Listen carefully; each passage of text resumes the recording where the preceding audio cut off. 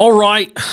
All right. All right. All right. Come one, come all. It is a Sunday afternoon stream where the New York Football Giants just had their fourth training camp practice. They're coming off of an off day.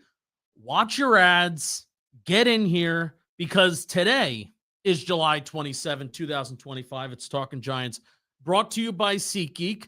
And the Giants just wrapped up their fourth training camp practice. They had an off day on Saturday. Today is Sunday. They will be in full pads on tomorrow. And oh boy, do we have a lot to talk about today. Jackson Dart had his best practice so far. Darius Slayton had one of the best one-handed catches that really you'll ever see at a training camp practice. And what I decided to do today, since it's a Sunday, it's a low-key day. Tomorrow's full pads. And I figured, hey, I want to get back to watching everything tomorrow, and especially the O-line, D-line. But what I wanted to do on this Sunday practice is I wanted to watch the rookie class and maybe even some of the more significant UDFAs. And oh boy, am I glad that I made that decision because Jackson Dart had his best practice. Abdul Carter looks like he's going to be like a freaking problem. He's going to be an issue. We're going to talk about Abdul Carter. I thought Darius Alexander and Marcus Bowe also had a good practice today, and Cam Scatterby once again flashed some receiving ability. So get in here, like the stream, subscribe to the channel because we're having a fun time. We're having a good training camp practice. Like the stream for if you're excited for full pads tomorrow. If you want to hear some pads popping and shit like that. Like the stream. Appreciate everybody hanging out on the Sunday. Let's talk about Jackson Dart. He really did have his best practice so far. I think the ball only hit the ground once or twice. There was one bad throw that he had that was a ball that fell incomplete to Cam Scatterby as he was kind of going through his progressions. He checked the ball down to his left. It was a low throw. Cam Scatterby wound up dropping it, but it was a bad throw. But the rest of his throws, and today's practice, might I add too, a little bit more of a conventional practice where the Giants offense was able, especially the second half of practice, Dable kind of let him go up and down the field, and it was simulating a real game. First half of practice, every time that I kind of looked over to down and distance, it was second down. It seemed like it was a second and short or second and intermediate or second and long day. That's what the first half of practice was. And then they were kind of conventionally going up and down, first down, second down, third down, fourth down, towards the back end of practice. So, but Jackson Dart really did look comfortable. The way that I can describe it is his best plays of the day, he was layering the ball over defenders where it wasn't necessarily like you want to fire that ball into the middle of the field and on these crossing patterns, but there were like, hey, if you're trying to fit crossing patterns, like Bo Collins, for example, had a really nice throw and catch. And I actually think I will show it to you right now since we figured this out. Dart to Bo Collins. I think, yep. So this is going to go right over the middle of the field. And you could see over some defenders, and there were some other throws too where he had over the middle of the field, did a really good job working the middle of the field today. And you could see that there's just nice touch on that ball. Nice touch on that ball, layering it over defenders, and that was good. This is Dart to Dalen Cambry, which I wonder what this is. On the sideline, that's another good Dart throw. Dalen Cambry had his best practice as a receiver thus far. What other? Do we have any other Dart throws? And we're going to show Cam Scatterby a little later. But I want to show this Dart to Bo Collins again. Bo Collins running that crosser. Bam. Right over the middle of the field, right over by the number. So Jackson Dart definitely did look comfortable. And he told reporters after practice that the game is basically starting to slow down for him, which is an awesome thing because his first three practices didn't fully look comfortable, didn't look decisive, a lot of holding onto the ball, taking what would be sacks. Today certainly was not the case for Jackson Dart. Really looked comfortable, really looked aware, really did a nice job layering that ball, putting some nice touch on footballs over the middle of the field. Really had a nice connection with Bo Collins on that crosser. Also had a drag route to Bo Collins. So it was Jackson Dart and Bo Collins really having a good day with each other and together. Let's talk about the Darius Slayton catch because this is one of the best training camp catches you're really ever going to see. Now, Russell Wilson overall, like it was It wasn't a bad day for us. There was an interception in there where Drew Phillips, as a slot corner, was going in and blitzing. He gets his hands up, and Javon Holland is able to get an interception. So Russell Wilson did throw an interception, but the main thing that I'll say, like, why this play sticks out, obviously it's an insane catch by Darius Slayton. But I'm trying to think. I don't know if there's been a single deep ball that Russell Wilson has thrown so far, and there hasn't been a ton. Today and last practice was the first time that they actually weren't operating inside the red zone. But I don't know if there's been a ball yet where a deep ball that a receiver has had to fully slow down for a football. Everything has been out in front. And even some of, like, there are some throws where Russ missed today, but they were overthrows, which it's like, all right, cool, fine. If you're overthrowing a guy, you're not underthrowing, and you're not throwing an interception. Maybe you can pull a Carson Wentz, where if you underthrow a receiver while he's running deep, maybe you can get a pass interference call. So, hey, maybe that's a good thing that Russ may want to explore every once in a while. But he's like, it's been cool to watch Russell Wilson operate the offense. I mean, and this is just an insane catch by Darius Slayton as Cordell Flott's kind of layered on top of him. You see Tyler Nubin is racing back there towards the last second. I think people were talking about, I didn't actually see it, Malik Neighbors running like an awesome play and an awesome route on this play. Oh, he cooks Paulson Adebo at the line. Oh, look at this shimmy. Look at this shimmy that Malik Neighbors does at the snap here. I didn't see it. Woo! Just cooks him, man. Yeah, so great catch by Darius Slayton. That's been, I think, the play so far of camp. Just honestly, I've been coming to Giants practices since 2016, and there was a guy named Odell Beckham Jr. that was catching the ball for a couple years there too. He never made one-handed catches. I mean, maybe he made some. He never made like this kind of one-handed catch in practice. Obviously, he did it during games and stuff like that, but this was really good. I mean, that ball is thrown right in front. Cordell Flott's kind of he's not in perfect position, but he's also not in a horrible position either. Layer in the football. Russell Wilson doing it too. So how do you like that? So that was the highlight of the day for sure so far. Let's talk about Abdul Carter, and let's show some clips here. Abdul Carter, man. So I locked into the rookies. That's what I really did today. Watch this ghost technique. Right over Illuminor. So Brian Burns was limited. Brian Burns on practice on Friday runs into Wan'Dale Robinson as Brian Burns is chasing a play down the field. Greg Dulcich catches a ball. Brian Burns is chasing a play down the field. Boom, full speed collision with Wan'Dale Robinson. So Burns was limited today. So you have Abdul Carter and Kayvon Thibodeau getting the majority of the snaps with the first team. And this was towards the back end of practice where Abdul Carter and Jermaine Illuminor, I'm like locking into that. And man, Abdul Carter is working Illuminor. Now, there are plays where Abdul Carter didn't win every single snap. But I saw at a certain point, so there's this ghost technique that you've seen a couple times now. And then Abdul Carter pulls out this spin move, which he tried doing that a couple times during today's practice too. And then sort of after this, I see Jermaine Illuminor, the play ends, and hands are on his hips. I'm going to put it back to me full screen because I really want to emphasize this. Jermaine Illuminor, hands on his hips, sucking wind. And then Abdul Carter's like, all right, let's line up and go to the next play.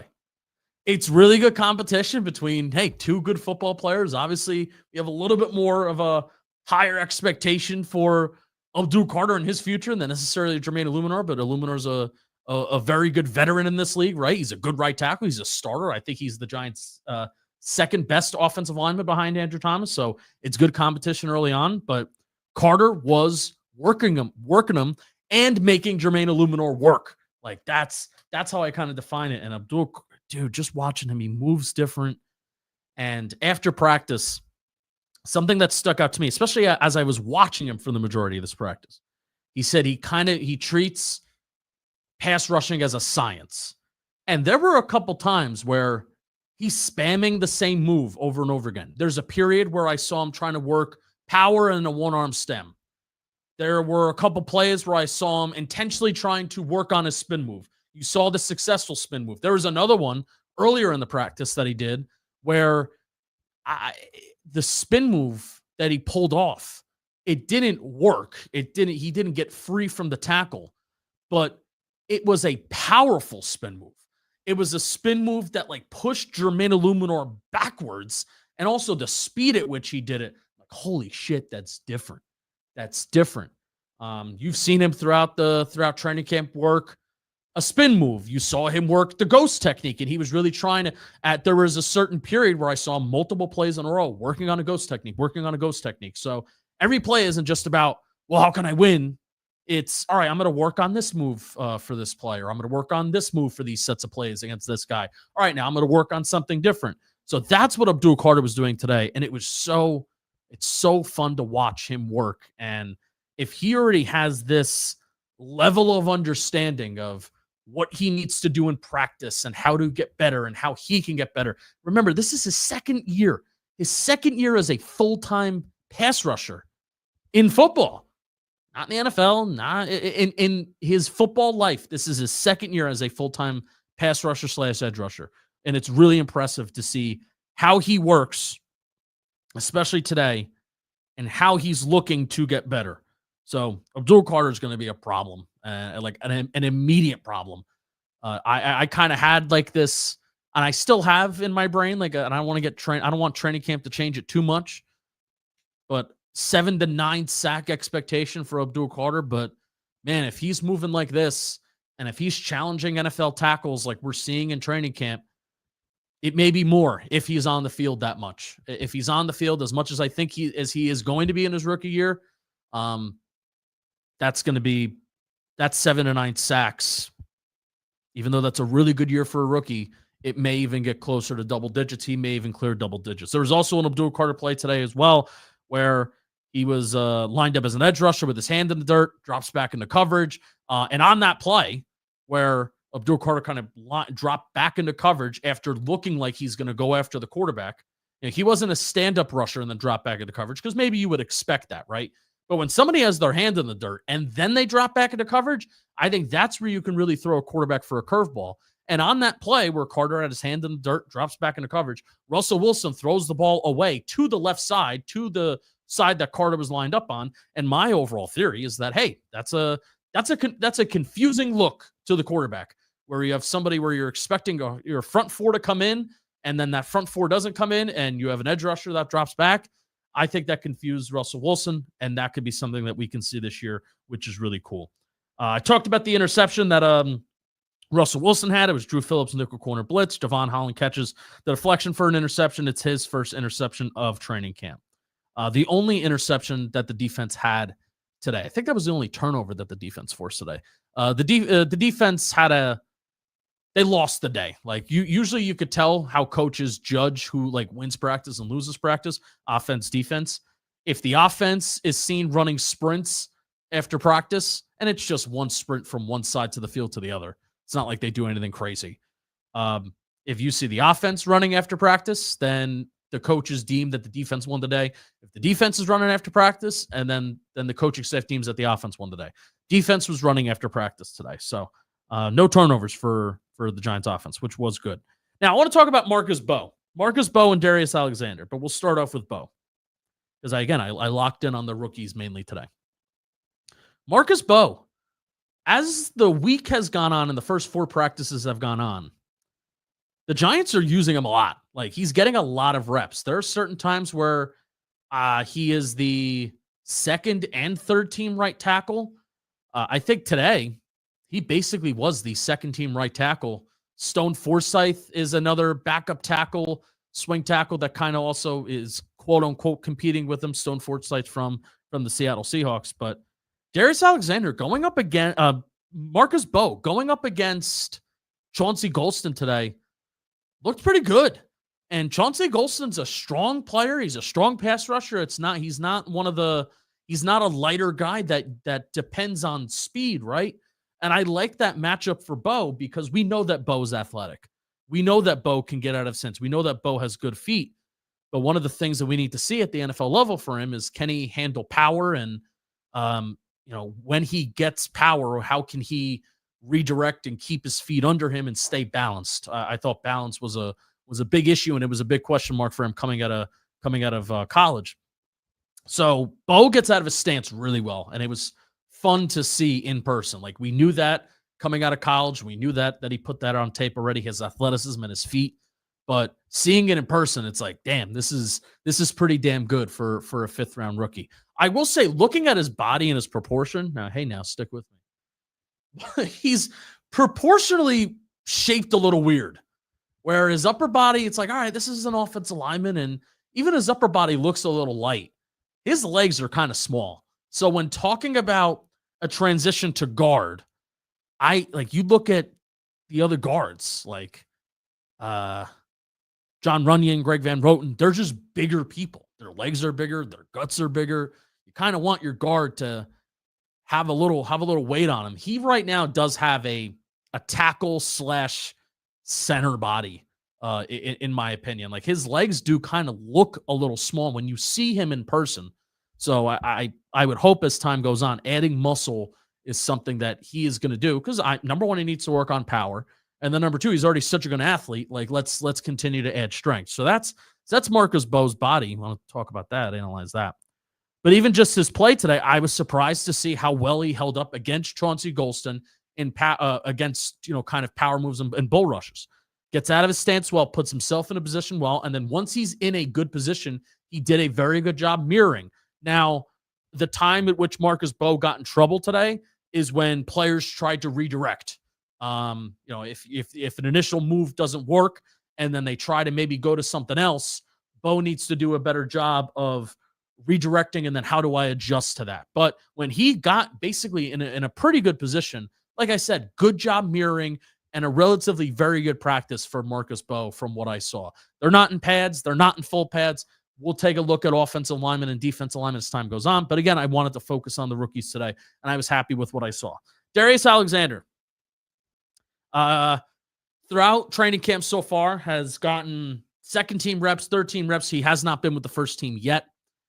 Maybe that's something that the Giants plan on doing. Maybe it's something that they don't. But if Darius Alexander has more practices like he did today, that's maybe something that I would like to see, because he kind of kicked ass today. There have been certain times where I've watched Darius Alexander in individuals, and this is just an observation, okay? I've seen Darius Alexander in individuals, and he's always the guy that's kind of on the end. He's always the guy in a drill to kind of go last. And part of me watches that, and I'm like, I don't know, man, like, mix it up. Like, I remember even when I played, I like being on the end of something, because I like to have room. I like to have room to operate. But if we were like doing a drill, it's like, you maybe want to be like the first one up. Like, all right, let me get up there. Let me do it. Let me be the first one to go, show some energy, show some urgency. So I've seen, because I've tried to, you can't, like, I'm not always looking at the D line when they don't have pads on, but I'm trying to check in on Darius Alexander throughout the first 3 practices and be like, all right, well, he's kind of lacking. He's looking a little slow in some of these individual drills. It's like, all right, well, hopefully he picks it up. I'll see him when I see him. But today I want to lock in because of the recap theme. And man, he looked good. Looked good in team. Flashed some violent hands. That was the main thing, where he kind of pushed the pocket back, and the violent hands. And I think that's one of the main reasons why you kind of fell in love with him and liked him coming out of Toledo. He really flashed strong and violent hands at the Senior Bowl, and that's what he did today during practice. Really did a nice job of moving the pocket. I think he actually would have had a sack. There would have been a play where it would have technically been a sack if it's real play, if you can actually get back there and hit the quarterback. I at least maybe would have counted it like that. So I was impressed with what I saw from Darius Alexander and his hands. If he can unlock his hands early on, I think he should have the strength. He's already 25 years old.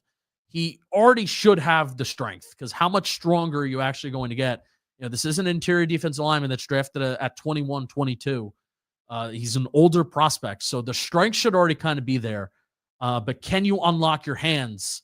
The same shit that you're able to do towards the latter part of your Toledo career, and also at the Senior Bowl, how you won there. If you're able to do that, then Darius Alexander can progress in his NFL career, hopefully faster than, at least myself, like I think, because sometimes it takes these interior defensive linemen a couple years. Darius Alexander already being older, how much time do you actually have to reach your NFL ceiling? Excited to see what he does when the pads come on. Cam Scatterbo, another nice run to the left side today, would have been 10 plus yards, 2 practices in a row where he has 2 runs of 10 plus yards going to the left side. Now watch this. I haven't even fully seen a replay of this. So this is the last play of practice today. Jackson Dart throwing the ball to the end zone, bounces off. I believe that's Bo Collins. No, it's DeQuan Felton, excuse me. So we're going to loop it and we're going to watch it again. Jackson Dart drops back. Cam Scatterbo, kind of like a wheel route, I guess, going into the end zone. And the official calls it incomplete. Now he's dancing and the offense is celebrating, and some of the offensive linemen are like, come on, ref, give it to him, give it to him. Last play of practice, ball goes off. I think he may have got 2 feet down. I think he may have gotten him. But this is 2 practices in a row for Cam Scatterbo, where the last play of the practice, he flashes some sort of receiving prowess in the end zone. That's the significant thing, too. It's in the end zone. It's not just at the line of scrimmage. It's past the line of scrimmage, which for running backs, like, you don't typically get a chance to show receiving ability past the line of scrimmage because so much of the receiving game, the running back receiving game, is just the check down stuff, right? So I'm confident that Cam can do that. But, man, he's shown to be, through the first 4 practices, like a legit weapon that the Giants can use and should use out of the backfield. So I don't know. You let me know. Did he get 2 feet down? What do you think? I think there's a chance he did, as I'm kind of just looking at my computer screen from afar a little bit. But 2 practices in a row where he ends practice with like an insane receiving play where he gets 2 feet down, and he's shown that in 1v1s. He's shown that in 11-on-11 the last 2 practices. And look at Marcus Bowe. Is that Marcus Bowe at right tackle? Yeah, I think it is. He looks pretty damn good. What else do I want to show? I want to talk about I want to show Thomas Fidone too. So this was earlier in practice. Thomas Fidone, another crosser. That was Jameis on this throw. Quarterbacks did a good job. I think Winston and Dart in particular did a nice job of working the middle of the field today on those crossers. Hopefully we can get back. They did it in 2022. It was a Brian Dable staple in Buffalo. If we can get back to doing that this year, that would be a lot of fun. But Fidone has flashed some decent receiving ability through the first 4 days of practice. And I'll tell you what, whispers. He's flashed way more of a receiving ability than Daniel Bellinger. I think Daniel Bellinger had a catch today, but it's been nothing crazy. And I am one to think it's not that I don't like Daniel Bellinger. I just think for $3 million, I don't know if we need our tight end 3 to have a $3 million cap hit when the team only has $3 million in cap space to begin with. So I think Thomas Fidone can be better as a receiver even from day one. And even if Fidone is a little bit worse of a blocker, that's why you carry Chris Manhertz on the team. And Theo Johnson is expected to take a step up anyway. So I would be fine with carrying 3 tight ends, Fidone being the third one. And, again, Daniel Bellinger, cap casualty. And it's a little unfortunate that the playtime escalator can hurt players like this. But Fidone has flashed some good receiving ability through his first 4 practices. He had that play today. Injury updates. As we're 23 minutes, I'll open up to the chat soon. There's a couple more things I want to talk about. Injury updates. Wan'Dale Robinson. It was reported before practice that him and Burns were both going to be limited after running into each other on Friday. But we get out there, and then boom, Wan'Dale Robinson is in 11-on-11, and he's going full tilt and full speed.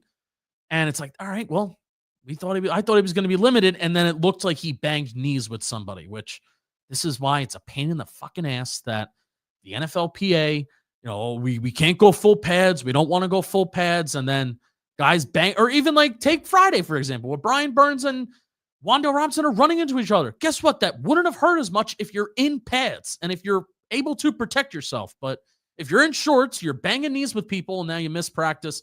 So hopefully Wan'Dale's okay. I think it was reported that he banged knees with somebody. I didn't fully see, but he was down on the ground, and then he was able to get up. The thing that's not fun is Bryce Ford Wheaton. Bryce Ford Wheaton goes down. on what looked like it was a non-contact injury, but it was during a team drill. It was 11 on 11. As he's kind of stopping his momentum running a route, he grabs the back of his leg. Maybe it was his calf. And then, when you hear somebody's grabbing the back of their leg and their calf, then you're thinking Achilles and shit like that. So Bryce Ford Wheaton goes down. He's eventually carted off the field. And then Dable ends the team period after that for about 5 minutes. And then they went back into team. So not a good sight. And kind of an important player. A lot of people think that Bryce Ford Wheaton will make the main 53-man roster, one of those 6 wide receivers, right? If Hyatt and the other big 3 are the first 3, and then the last 2 in are Amir Smith-Marset and Bryce Ford Wheaton for special teams purposes. If Bryce Ford Wheaton is down, then maybe it opens the door for a guy like Dalen Cambry. Does it open the door for Bo Collins to make it as a UDFA? There's also Zach Pascal, who is more of a conventional wide receiver. Lil Jordan Humphrey has gotten reps with the first team here and there. It was reported in the spring that Lil Jordan Humphrey may be adding weight to be a tight end. That has not been the case. Lil Jordan Humphrey from Denver has been with the wide receivers and only the wide receivers. So Bryce Ford Wheaton going down, if it's an injury that will keep him out for an extended period of time, it does inevitably open up the door for somebody else to make the team that may have not been slotted to make the team before. Is that one of these vets, again, like a Pascal, like a Lil Jordan Humphrey, or do they go the UDFA route? And I think the 2 UDFAs that have stood out the most through spring and summer have been Dalen Cambry, as is this kind of special teams ace, but also he catches the ball, especially he caught the ball a lot through the spring in the clips that the Giants put out. And then Bo Collins, who I think he's just better as a receiver, showed the most receiving prowess at Notre Dame. Juice Wells really hasn't been part of the full mix. Daquan Felton, even though he was the bigger name out of Virginia Tech UDFA, I just liked Bo Collins a lot better. So that opens the door maybe for those 4 guys to battle it out for that last spot. Do the Giants prioritize receiving ability, or do they prioritize special teams? Do they prioritize a little bit of both? Because Bryce Ford Wheaton definitely would have been a special teams only guy. How does that wide receiver 6 kind of change things as Bryce Ford Wheaton goes down? And we'll see what his injury is to begin with as well. Hopefully he's okay. One of the last things I want to talk about, then I'll open up to the chat. Look, this may be like a personal thing, but I hope it's something that the coaches, because if coaches are talking about, because if I'm noticing it, then I hope that the coaches are really noticing it too. It's a small thing, but I think it's significant. There have been so many fucking pre-snap penalties through the first 4 days of camp. Offsides and false starts. And it disrupts the flow of practice. And it pisses me off because in a day of age where there's limited practice time, you're out on the field for between an hour and a half to an hour 45. And really, what's been happening the last 2 days, the first hour is so slow. Specifically the last 2 days. For the first hour, they don't have a team period. It's either they do like 1 7-on-7 period, and a lot of it is special teams and individuals, and they warm up. Now, I will say the last 45 minutes of the practice, it's been energetic and they've picked it up, and it's been a lot of team periods, and they seem to get a lot done through the last half an hour to 45 minutes through the last 2 practices specifically. But there are certain times where there'll be a pre-snap penalty, offside on the offense, and the first team is out there. They don't get a chance to run their play, and then coaches get off the field. You're off. You're done. You made a mistake. All of you are done. So then that's one less rep, one less play that they don't get to run. All right, it seems like a small thing, but I'm hoping that coaches are like, we got to fix this shit, because then it takes time.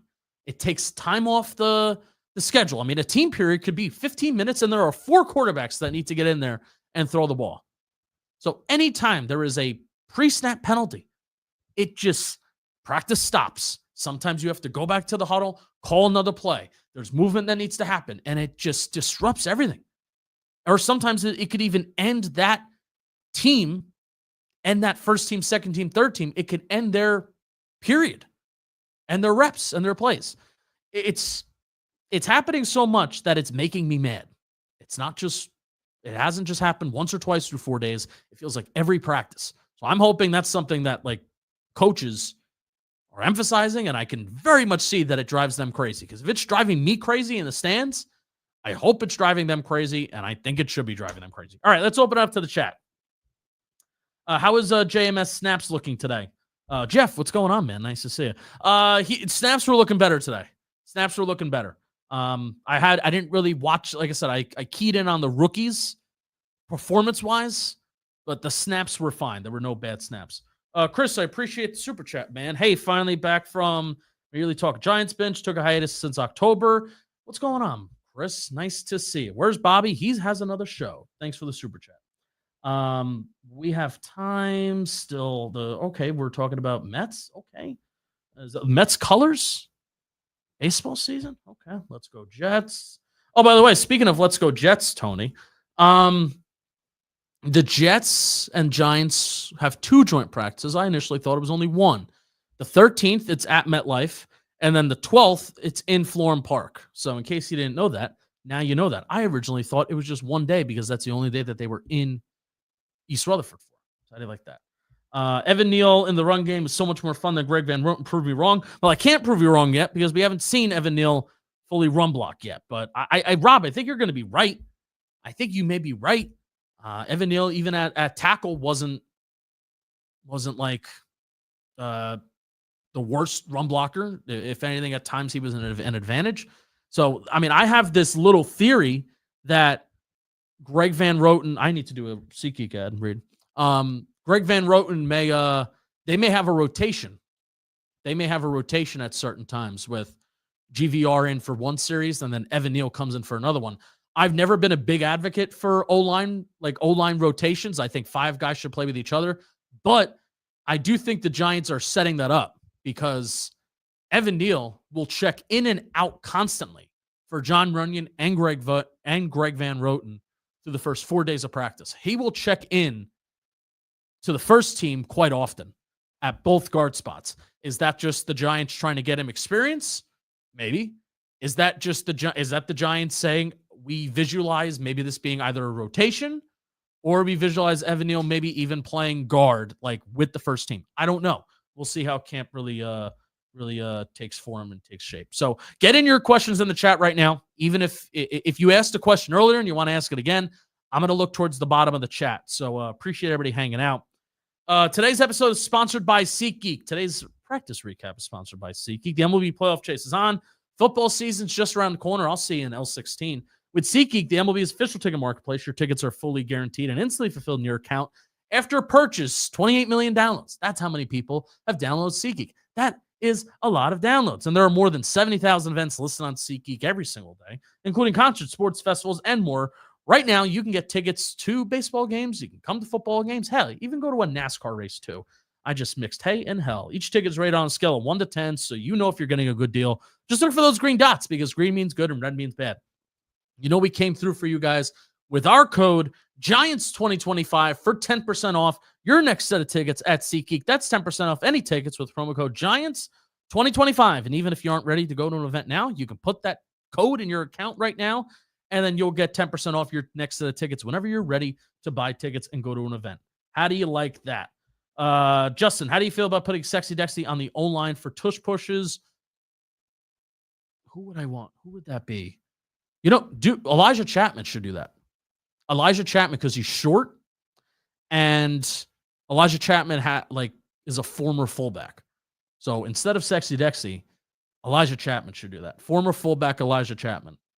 He's going to make the team, by the way. He gets consistently the last couple of days first team reps in base, in like the base defense when 3 defensive linemen are out there. So who do you have leading the team in sacks by the end of the season? I'm still going to go with Burns.